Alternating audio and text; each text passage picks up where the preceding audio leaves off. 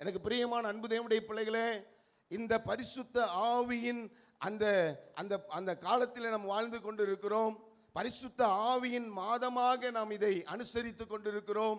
எத்தனை பேர் பரிசுத்த ஆவியானுடைய அபிஷேகத்திற்காக காத்திருக்கிறவர்களாக இருக்கிறீங்க?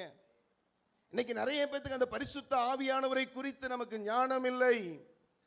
அநேகருக்கு பரிசுத்த ஆவியானவரை குறித்த அந்த சிந்தை இல்லை, அந்த பரிசுத்த ஆவியானுடைய அனுபவம் இல்லை, பரிசுத்த ஆவியானுடைய அவசியத்தை குறித்து புரிந்து கொள்கிறதில்லை. பரிசுத்த ஆவி நமக்கு மிகவும் முக்கியமான காரியம். ஆமென் சொல்லுங்க பார்க்கலாம். ஆண்டவர் கொடுத்த வாக்குத்தத்தத்திலே, புதிய ஏற்பாட்டின் காலத்திலே, புதிய ஏற்பாட்டின் சபைக்கு முதலாவது கொடுத்த வாக்குத்தத்தம் தான் என்னது? பரிசுத்த ஆவியை பெற்றுக்கொள்ளத்தக்கதாக நீங்கள் காத்திருக்க வேண்டும்.